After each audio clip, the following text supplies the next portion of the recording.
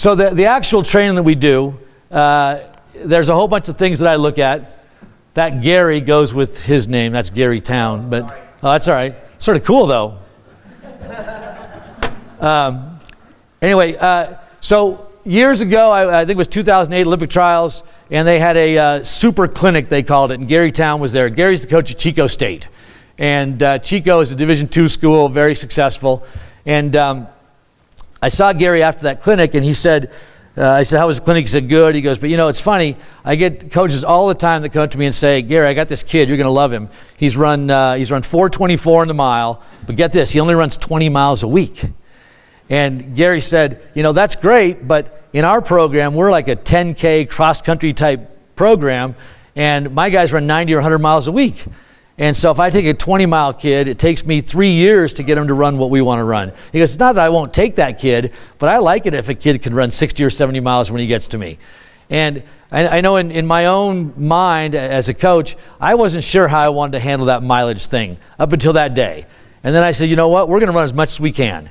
And that's within reason. We try not to get kids hurt. We try to be careful and be smart, but we're going to run as much as we can. And I've had kids run as much as 80. I think you said you had 83 for Chris one time. I've had a few kids that run 80, not every week by any means, but I have a lot of kids that run 60, 70 miles. I have other kids that if I run them 60 miles, they're going to get hurt, and we don't run 60 miles.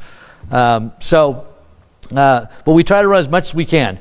I'm going to come back to this one in a minute, but these two guys, I'm a big believer that, all my kids are different. And so we're going to do what's best for each kid within reason. If I had 168 kids, I probably don't have 168 training plans. We have about 50 boys on my team, and in that group, I probably have 20 that are pretty serious runners. So we're going to be pretty individualized when we have to be. These two boys were both seniors this year. The one kid was second in state meet, the other one was sixth. And they both started running as sophomores. Okay, and both pretty talented kids. And the one kid maxed out at 80 miles a week. The other kid maxed at 45. Because if I had that 45 kid try to run 80 miles, he would never make the starting line for us. No way, not remotely possible.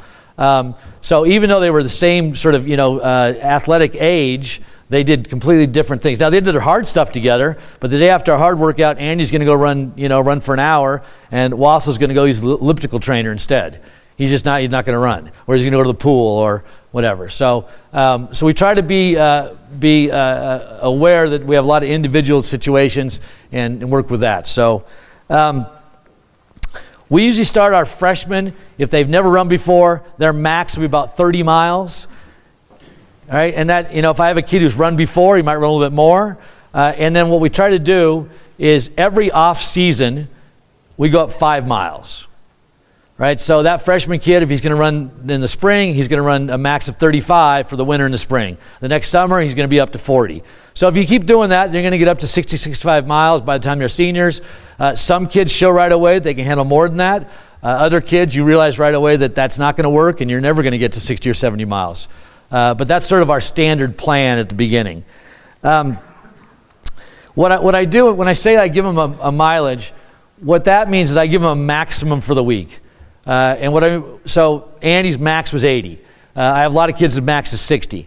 And then what we do with that is every week I give them a number 1 through 10. And this is from a few years ago. This is not this year, but and so a 10 week means you're going to run your max. So a kid whose max is 70 miles is going to run 70 miles that week. If it's an 8 week, he's going to run 80% of 70 miles. And since I'm a math teacher, I let them figure it out. I think it's good for them to be able to do that stuff. And so we take into account all kinds of things. For example, one thing, the first week of school, we drop way down. We run a 7 week, right? Because there's all kinds of stress that first week, right? Kids are getting out of bed earlier. They're around their friends. It's an emotional time.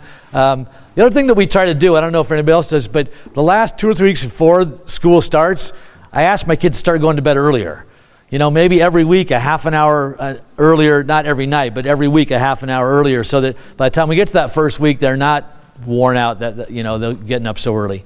But so we look at, in terms of, as I know John and some other people talk about measuring stress. And so again, when the intensity starts to go up and we start doing our harder work, VO2 work, then our mileage typically goes down for a little bit. And so we try to build those things in. You can see we have an 11-week at team camp because all we do is go run. So they can handle more. They're sleeping a lot and they're just hanging out, having a good time. So we run a big mileage week there. Another thing that sort of, I don't know why we started doing this, but we only have, well, I'm going to get to a little later, but we only have one really big meet a year other than our state meet. And so we picked that meet. This year it was Palos Verdes Invitational. And so notice that the week before that we ran a light week. We ran a 7 week. And when I was running back in the day, I always felt like when I took a light week, I didn't always run very well in that meet. But the next week I felt fantastic.